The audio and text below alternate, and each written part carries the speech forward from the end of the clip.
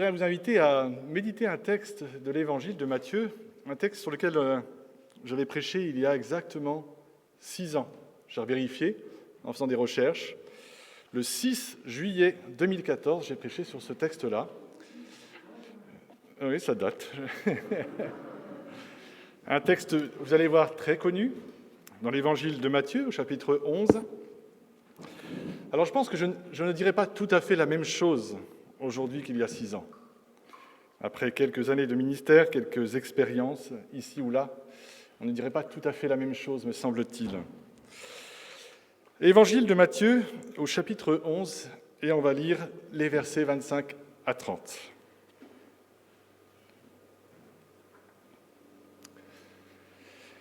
En ce temps-là, Jésus prit la parole et dit : « Ô Père, Seigneur du ciel et de la terre, je te loue d'avoir révélé aux tout-petits ce que tu as caché aux sages et aux personnes instruites.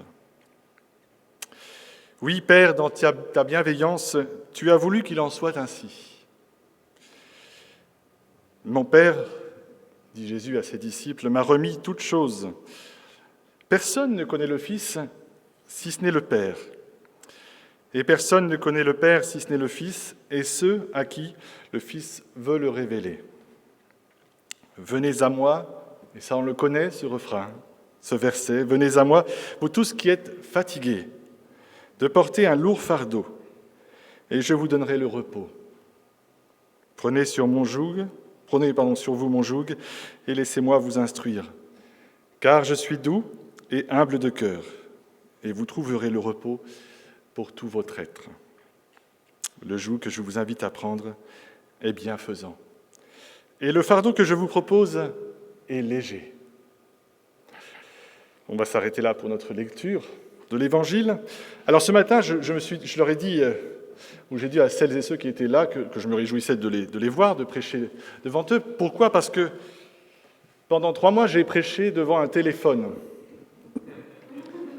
Et alors je leur ai dit, mais vous ne leur direz pas, je leur ai dit qu'il ne m'a jamais rien dit en retour.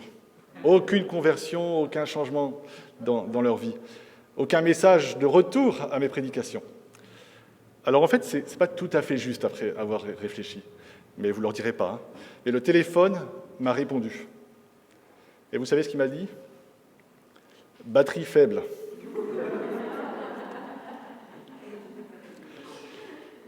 Il est fatigué, ce téléphone.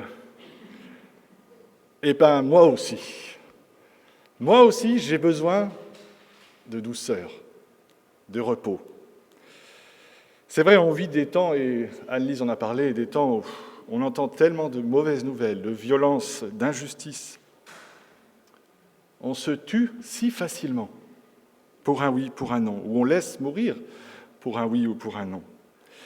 Et il y a ces couples qui se déchirent après ce confinement, il y a toutes ces situations pesantes qui sont relayées sur nos réseaux sociaux et qui nous accablent un peu, non ? Alors c'est vrai, la solution serait de tout éteindre et de passer ou penser à autre chose. Mais quand même, quelle fatigue. Et des fois, on a envie de dire comme ce téléphone, batterie faible, quoi. Rebranchez-moi à la source, rebranchez-moi à l'électricité.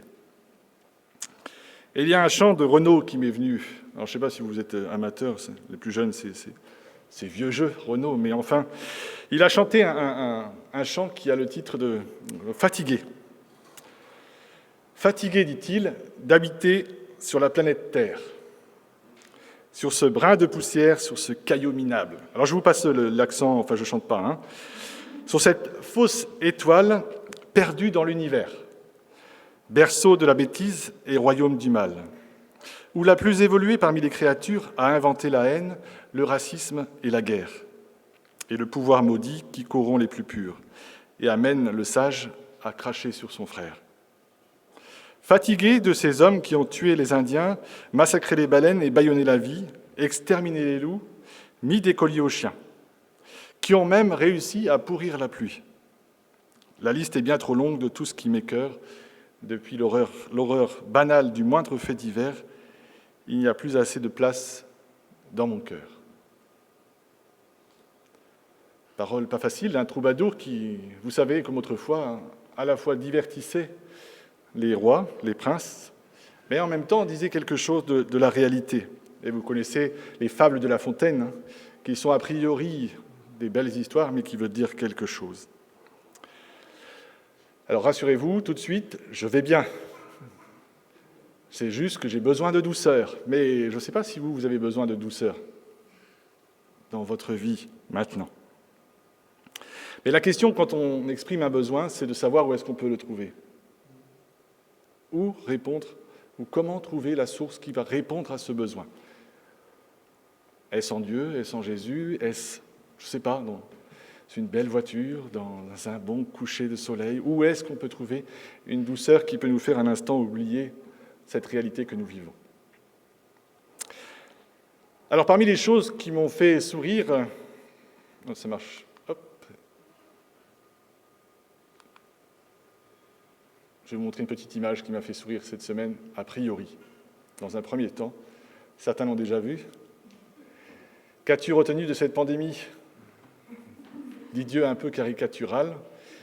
Et le jeune homme qui répond que McDo aurait pu embaucher plus de monde au drive parce que attendre 4 heures pour un Big Mac, c'est abusé.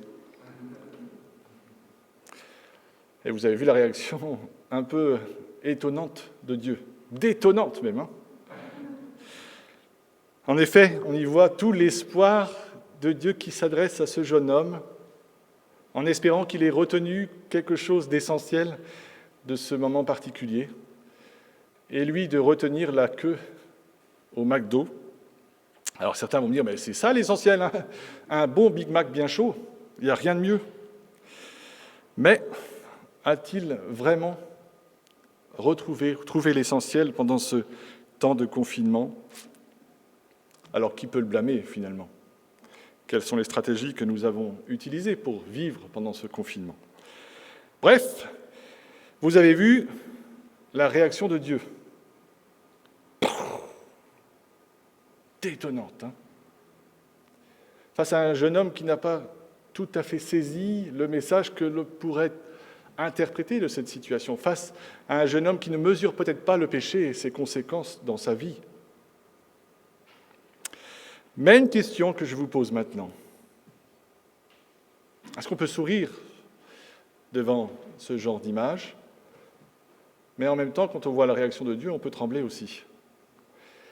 Qu'est-ce que vous auriez répondu à la place du jeune homme? Qu'as-tu retenu de cette pandémie?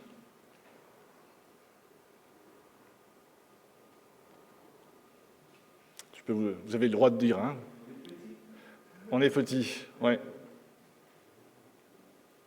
Tout petit. Qu'est-ce que vous diriez? Merci. Oui.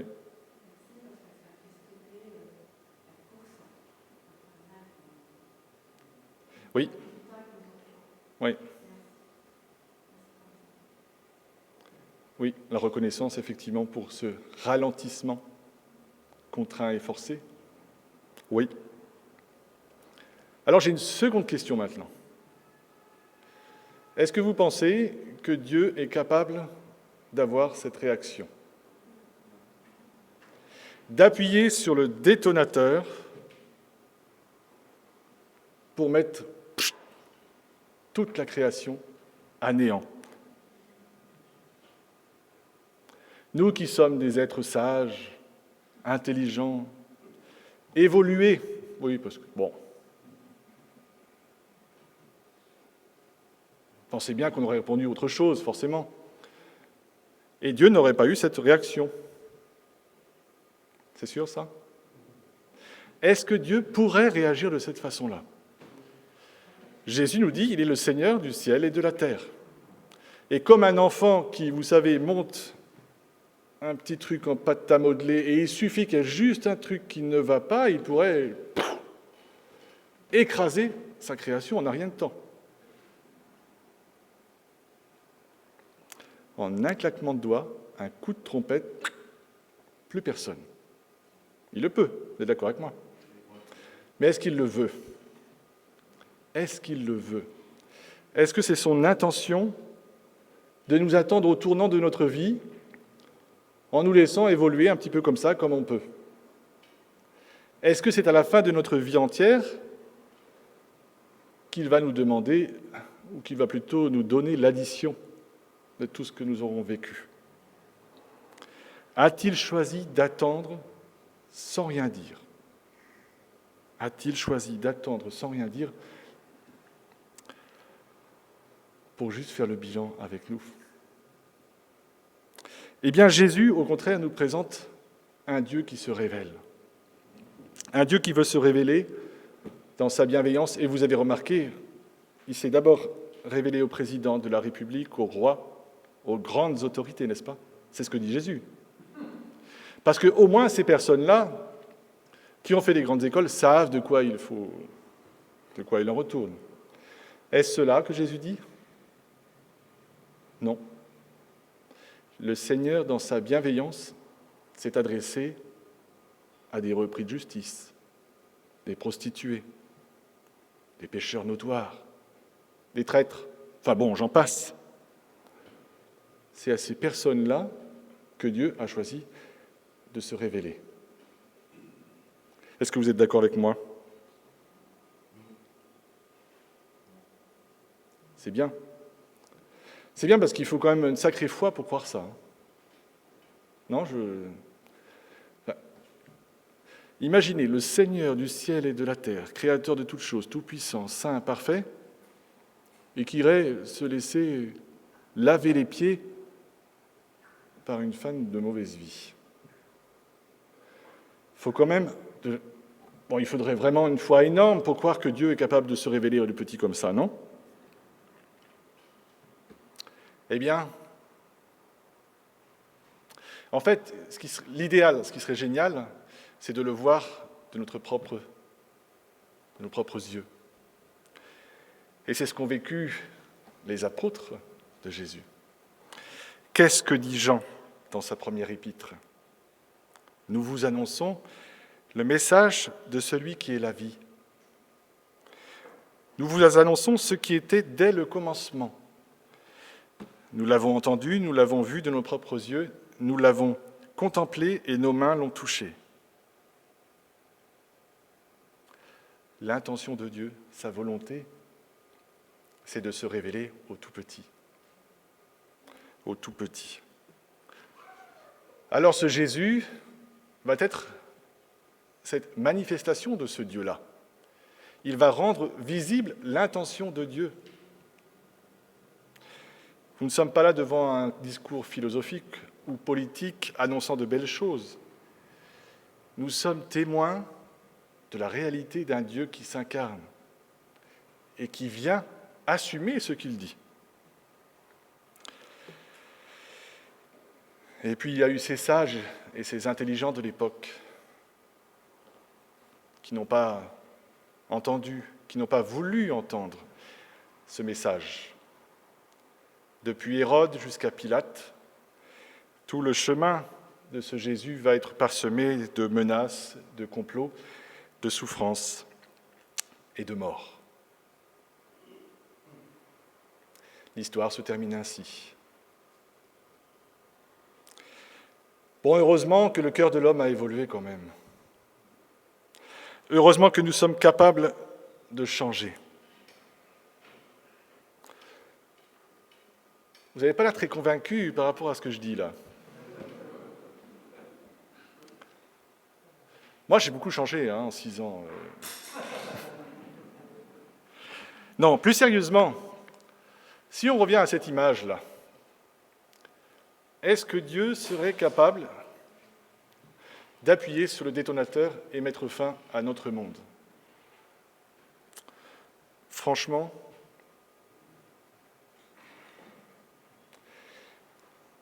il y aurait de quoi quand même. Quand on regarde notre monde, quand on regarde autour de nous, si j'étais Dieu, je serais parfois tenté d'appuyer sur le détonateur. Face à des humains si violents, si sourds à ses appels à se tourner vers lui. Et si vous êtes des lecteurs assidus de la Bible, vous le savez, Depuis la nuit des temps, le Seigneur a envoyé des prophètes pour leur dire à ses autorités, à ses sages politiques et religieux, mais vous faites fausse route. Vous faites fausse route, tournez-vous vers le Seigneur, repentez-vous. Mais bon, ils s'en sont restés sourds, ils les ont mis parfois à mort, ces prophètes. Et vous connaissez cette parabole du vigneron. Qu'est-ce que Dieu décide de faire à la fin? Il envoie son fils en disant, c'est sûr, c'est l'héritier, donc ils vont écouter ce qu'il va dire.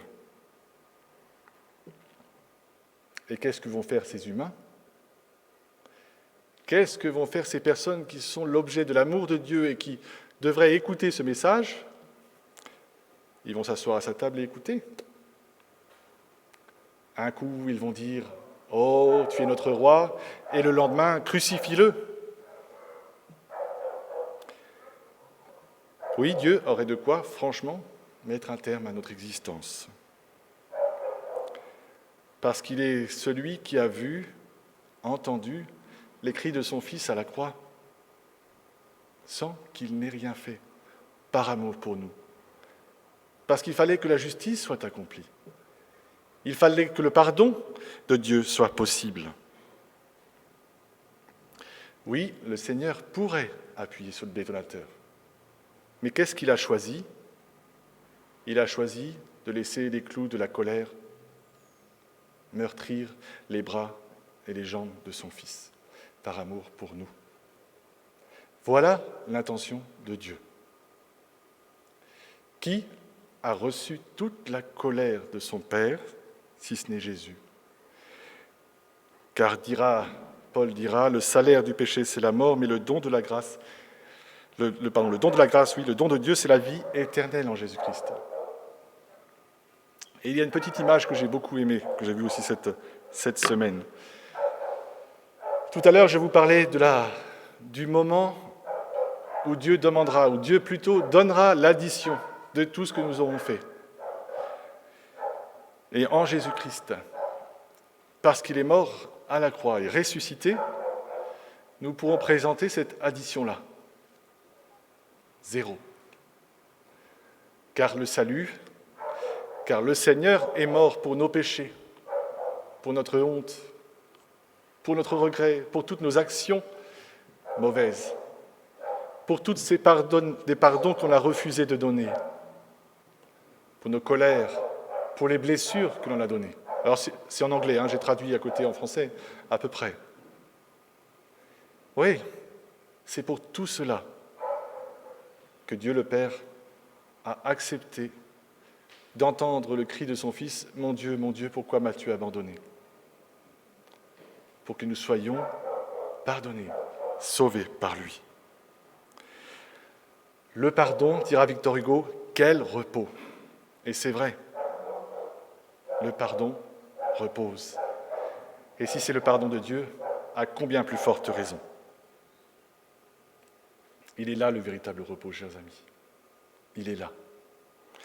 Dans cette compagnie de Jésus, lui qui nous invite à marcher avec lui. Alors nous sommes peut-être ce matin accablés, cet après-midi, vous voyez le lapsus, nous sommes peut-être accablés de fardeaux, de choses qui nous pèsent, de péchés peut-être aussi qui nous pèsent. Et nous avons besoin de repos, nous avons besoin d'apprendre de Jésus la douceur. Parce que vous savez, il ne suffit pas d'être sauvé. Le salut, ce n'est pas juste l'histoire d'une addition qu'on reçoit après un bon repas. Quand on a été invité au repas, ça suscite la joie, n'est-ce pas? On est content d'avoir été invité. Et ça change quelque chose dans notre vie. Et cette douceur et cette humilité de Jésus, il en est de même pour cela aussi. Il y a une petite histoire, alors certains l'ont déjà entendue ce matin, mais quand même, une petite histoire que j'aime beaucoup, qui m'a fait sourire cette semaine, c'est l'histoire d'un papa qui gagne 4 poissons rouges à une kermesse d'école. Je ne sais pas si ça vous est déjà arrivé. Arriver avec vos enfants avec un petit pochon avec 4 poissons rouges. Ah oui, Sébastien et Isabelle, qu'est-ce qui s'est passé après? D'accord. Oui, alors là, l'ennui pour le papa, c'est qu'il ne savait pas quoi en faire. Enfin, ils n'avaient pas d'aquarium. Et puis un aquarium, ça peut coûter cher. Enfin, je ne sais pas, ça peut coûter cher. Donc il a été voir sur le Bon Coin. Sur le Bon Coin, il trouve un aquarium un peu crasseux. Bon, il a déjà été utilisé, mais le gros avantage, c'est qu'il est à 5 euros. Alors il se précipite, il va acheter l'aquarium, rentre à la maison, les enfants sont contents, il nettoie en veux-tu, en voilà pendant des heures, il frotte l'aquarium pour qu'il soit bien propre, pour que les poissons soient heureux dedans. C'est son intention. Alors il frotte et il ajoute des produits. Au bout de quelques heures, l'aquarium est super propre, il met de l'eau, il met les poissons dedans. Et il laisse les poissons évoluer gaiement. Je ne sais pas comment vous avez fait, hein, Sébastien et Isabelle, si vous l'avez né. Ouais, ouais. Alors je ne sais pas si le résultat va être le même, hein, tu vas me dire après, mais... Parce que le lendemain, un poisson était couché sur le côté. Et vous savez ce que ça veut dire pour un poisson d'être couché sur le côté, c'est pas bon signe. Il était mort en fait. Le surlendemain, le deuxième, mort aussi. Et puis le surlendemain encore, c'était les deux là qui étaient couchés sur le côté. Alors, vous imaginez le drame pour les enfants, le père qui ne sait pas trop ce qu'il a fait de travers alors qu'il voulait prendre soin de ses petits poissons rouges. Il appelle un de ses amis qui est un expert en poissons et ils discutent, ils font le tour et l'ami dit à ce papa, mais qu'est-ce que tu as fait pour... Enfin, il a expliqué qu'il a nettoyé, etc. Mais qu'est-ce que tu as utilisé comme produit? Et le papa a dit, à ton avis, quel est le produit? L'eau de Javel. Et le papa, bien intentionné, voulant prendre soin, a tout donné de son énergie, a utilisé le produit le plus efficace, sauf que ce n'était pas le résultat attendu. Comment? Il a mal rincé, certainement, oui. Et cette petite histoire de poisson rouge, alors peut-être que nous sommes un peu comme ces poissons rouges, hein. Nous évoluons dans une eau, et parfois, quand il nous faut changer ou quand on a envie de changer, on aimerait bien décaper tout comme ça, à grands coups d'eau de Javel, sans qu'on se rende compte que ça peut nous être nocif. Et cette eau de Javel, ça peut être la condamnation de l'autre, la critique, la colère, et j'en passe. Parfois, nous aimerions que l'autre change. C'est souvent l'autre qu'on a envie qu'il change, hein, parce que nous, on est toujours... Et alors on y va, on décape.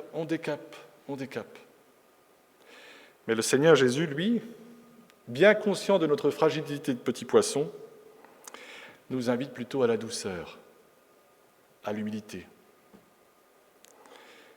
Alors oui, nous sommes peut-être accablés de fardeaux, mais il nous invite à déposer tous ces fardeaux, pour cheminer avec lui dans la douceur et l'humilité, apprendre de lui aussi la douceur et l'humilité. Alors pour terminer, j'aimerais vous lire encore la dernière strophe de ce fameux chant de Renaud. Il termine par ceci. « Je voudrais être un arbre, boire à l'eau des orages, pour nourrir la terre, être ami des oiseaux, et puis avoir la tête si haut dans les nuages, pour qu'aucun homme ne puisse y planter un drapeau. Je voudrais être un arbre et plonger mes racines au cœur de cette terre que j'aime tellement. Je voudrais. » Voilà l'intention de ce chanteur. Intention et volonté de repos, de douceur, d'humilité, qui, à mon sens, ne peuvent venir que du Seigneur Jésus, qui nous rejoint encore cet après-midi. « Viens », dit Jésus, « viens ». Alors, quelle que soit notre fatigue, notre besoin de repos, nos fardeaux, comme le dit l'auteur de l'Épître aux Hébreux, si vous entendez la voix de Dieu, ne vous endurcissez pas, comme l'ont fait vos ancêtres lorsqu'ils se sont révoltés, comme disait tout à l'heure Anne-Lise.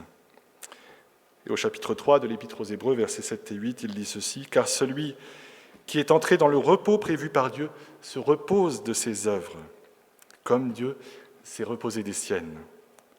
Empressons-nous donc d'entrer dans ce repos, afin que personne ne tombe dans la désobéissance à l'exemple des Israélites. Chers frères, chères sœurs, il y a du bonheur dans ce repos que Jésus donne. Du repos à se mettre à son école. Il y a de la joie même à méditer sa loi jour et nuit. Vous savez quoi ? Qu'est-ce qui se passe pour celui qui médite la loi de l'Éternel jour et nuit ? Il prospère comme un arbre planté près d'un courant d'eau. Il donne toujours son fruit lorsqu'en revient la saison. Son feuillage est toujours vert.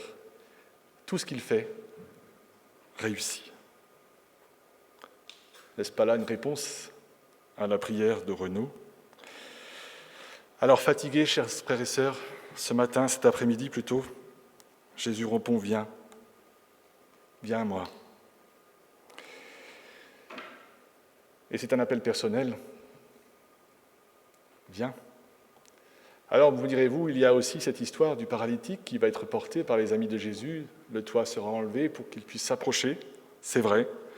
Et peut-être pour toi, ce matin, cet après-midi, peut-être qu'il y a quelque chose qui t'empêche de t'approcher, qui te paralyse.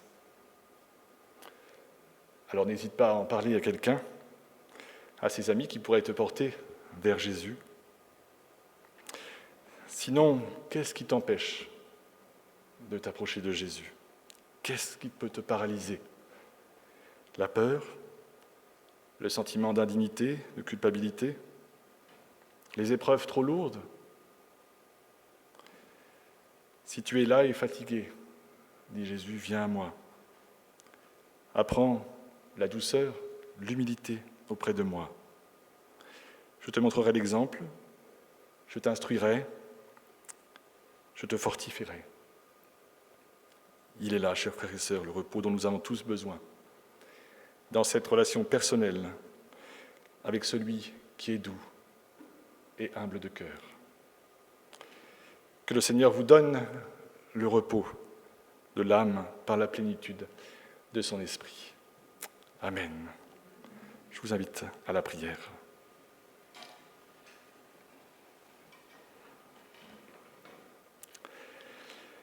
Seigneur, nous voici devant toi tels que nous sommes, avec nos fragilités, nos faiblesses, notre péché aussi,